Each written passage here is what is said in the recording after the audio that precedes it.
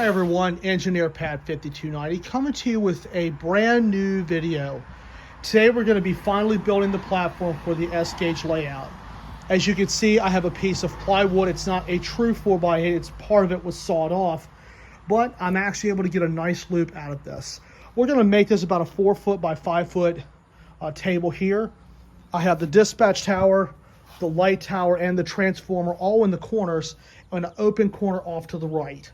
So in case I want to put something there, I can do it. So I've made the space for that now. The track is about 3 inches from each edge. So I've got the track perfectly centered on the piece of wood. And if we come around here, we've made it 5 foot wide. So this is where the mark is. As you can see, I did not go from the edge. I went from here just to make it 4 foot by 5 foot. I'll be able to cut the piece of wood with a circular saw. I'll be able to do that off camera. And after that, I'm going to be able to sand the board and be able to make the board look really pretty. It is a little bit worn, but a fresh sanding and, of course, fill in a couple of holes here and there, not a big deal, and be able to make this thing look really, really good. Have your layout design on the piece of wood before you start cutting, and so you can get an idea of what you want to put on your layout so you can make space for it. Like the transformer's going to have a spot. I'll have an empty spot for another building. I'll also have a spot for the dispatch tower and that little light tower that you see there. Since it is wired, I'm going to solder that to the track when the time comes. As everyone knows, please remember your shop safety rules. Always remember to read the manuals that come with your power tools. Knowing how to operate your tools properly will greatly reduce the risk of personal injury. And remember this, there's no more important safety rule than to wear safety glasses. So now, since we've got everything laid out, which is the preliminary stages, now we're ready to start cutting. So with that being said, I will do the cutting off camera, and I'm going to be able to start getting everything ready to go. Never throw away your scrap wood, because you never know when you need a piece of certain size. So I will go ahead and cut the wood, and we're going to be ready to start assembling this table. All right, I will be back in a jiffy. All right, everyone, after cutting the piece of wood, we've made it 46 by 63. It looks pretty good. I'll have to go back and touch up a few edges a little bit, which is not that big of a deal. Now it's a matter of time of sanding it. Now, I will take an orbital sander and just do a rough sand, and then I'll go back with some fine sandpaper, like some 220, just enough to knock down the hard edges, and then be able to start cutting the joists. I'll be able to take the measurements, and I'll be cutting that wood off camera. So the next thing I will do is take an orbital sander and sand everything, make sure it's all good and clean, and by the time we put the joists together and get it all assembled, we'll be able to put some paint on it. So far we're looking good, and I will be right back. Hi everyone, it's the next day, and I have gone back and I've trimmed the plywood up just a little bit, and I've also filled in the holes that were in the wood with just a little bit of filler. I have gone back and sanded everything one more time. The table now measures 46 by 62. So now it's going to be time where we can cut the joists. So we can put the piece of plywood off to the side, and then we're going to be able to start putting this table together.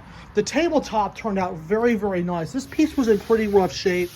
After sanding it with some 80 and some 220, I got it really nice and smooth. Looks pretty darn good. So now the only thing we have to do is cut the joist for it and start assembling the frame, and then be able to put the whole business together and paint it.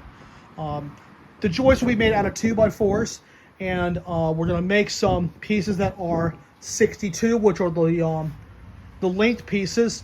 The width pieces are going to be about 43 inches. So the width of the board is 46, so you take 1.5 inches for 2x4 on each end.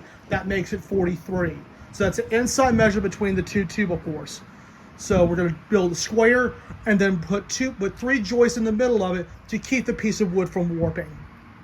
So right now we're going to go ahead and take this off, and I'm going to be able to set up the chopping station where I can be able to cut the 2x4s and then be able to get everything together. So I will be cutting those measurements off the camera, get the wood together, then we're going to start assembling this bad boy. So stay tuned for more. Hi everyone, it's the next day and I've gone back and I've cleaned up the piece of plywood a little bit more and trimmed it down to 62 inches long. So the new measurement is 46 by 62, a pretty good sized table. And this piece was in pretty rough shape, and you can see it looks a lot better after it's been sanded, and the holes have been all patched up with some filler. And now we're ready to start putting the joists together. Now the joists are going to be out of 2x4s, and we're going to make the frame and put the piece of plywood right over top. So two pieces will be 62 for the length. The width is 46, so inch and a half on each end of a 2x4. That's 3 inches. So the inside measurement is 43. So cut the frame. We'll cut all the frame pieces, and we're going to also have 3 joists or runners that will go on the inside to keep the board from warping. So I will be chopping those pieces up with the chop saw, and then we'll be able to put everything together. So I will do that off camera. Hi again, everyone. It is the next day. I've come back and I have sanded the areas that were previously filled with some 220, the orbital sander, and I have gone back and I have filled in some other areas that needed some attention, especially these 2 areas here. These were 2 really big splits, and I just fixed those up with some filler. If you don't have wood filler, spackle that you use on the walls is a really good alternative. That will sit for about an hour, and then I'll go back and sand it with the orbital sander. I have also cut our support pieces. I've cut our 5 pieces, 2 for the width ends and 3 for the joists, and our length ends as well. 46 by 62 is the measurement of the piece of wood, of the tabletop, that is.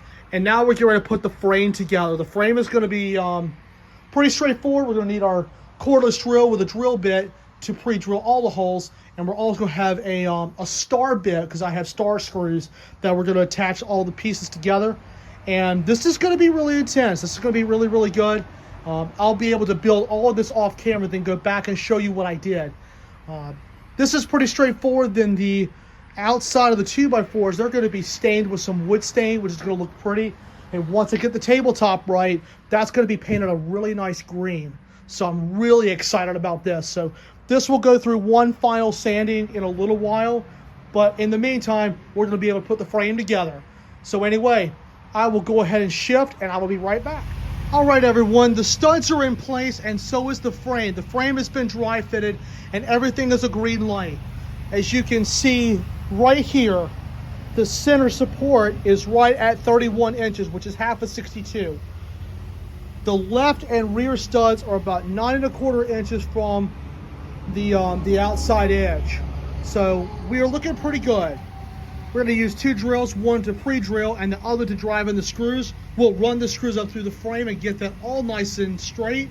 And then we're going to be able to stain the outside edges of the 2x4s to make these look good.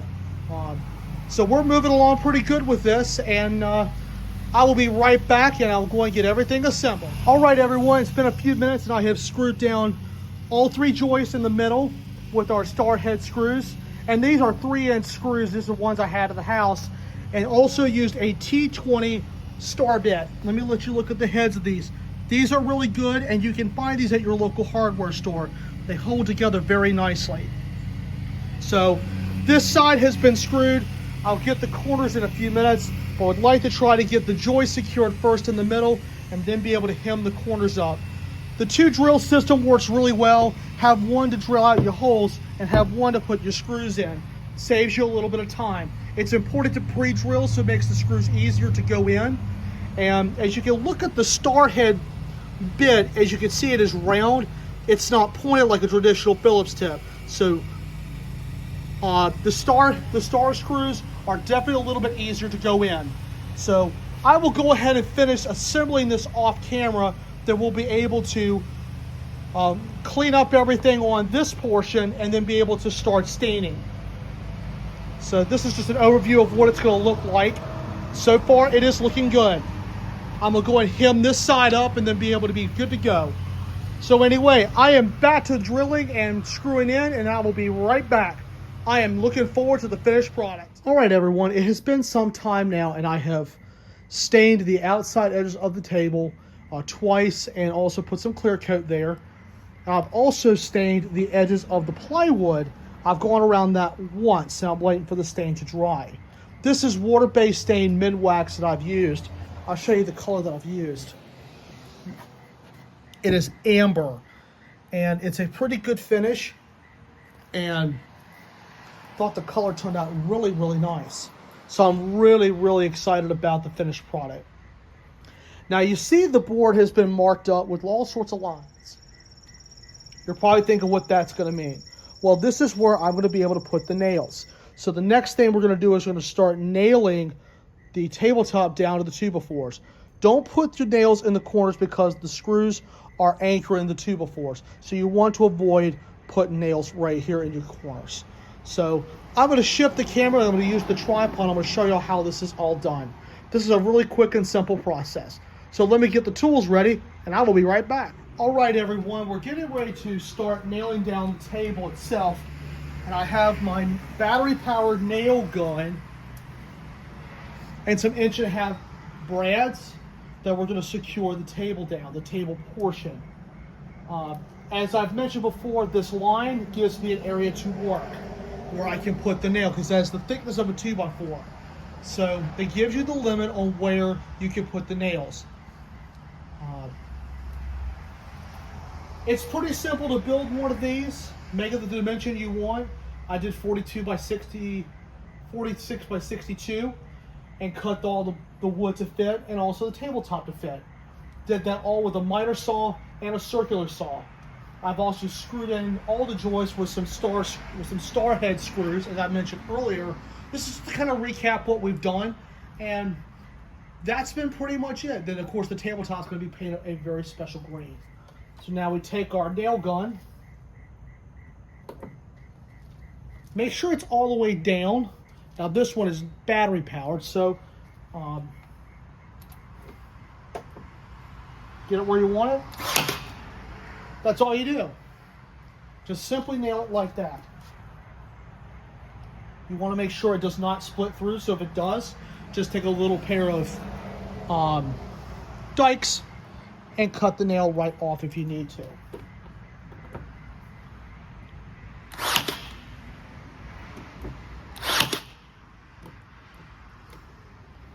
Okay, I've done 3. It's a seamless repair. So that's the way we're going to do it all the way around, and I'm going to also jump to the other section and let y'all see me do a joist real quick. So let me shift the camera and I'll be right back. All right, I have shifted the camera to a joist. Go ahead and get the square real quick. Get that side done first. Get one about right here. If there's any sort of warping, the nails should fix that.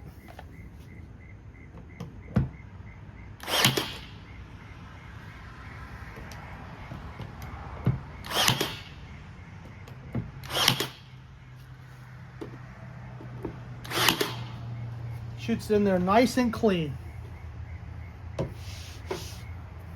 And the good thing about a nail gun is it's one simple operation. It's not holding a nail set and a traditional hammer and nails. That's how fast it takes care of it. So I will go back to work on this and I'll be right back. All right, everyone, the top is secured. After using a bunch of nails with the nail gun and got this really secure, I was actually able to get some of the warp out of the piece of wood, which is a good sign, because when the nail goes through the wood and into the 2x4, or the stud in this case, it brings the top piece down. As much warp as you can get out of a piece of wood, the better. So it looks really nice, and the repair areas look really, really good too. Let's look around this. Oh yeah. Now what we'll be able to do tomorrow is we'll paint the top. And once we get the top painted, it'll probably take 2 coats of paint. Then we'll be able to start laying out the track and getting it secure. And we're going to be able to run a train on this thing. So anyway, we will see you guys on the next day. Hi again, everyone. It's day 3 of the project. As you can see, I've built the table, stained all the edges, and also second coated the plywood edges and went back with some clear coat and got those shining nice. And now we're getting ready to paint the table itself. Now this is the green we're going to be using. I'll paint it with a 3-inch brush and be able to let the first coat sit on it for about an hour, then go back and do a second coat. So this is going to look good once we get it all done. Anyway, guys, I'm going to get back to painting, and this is a quick update on how it's going to look, and can't wait to show you the final result.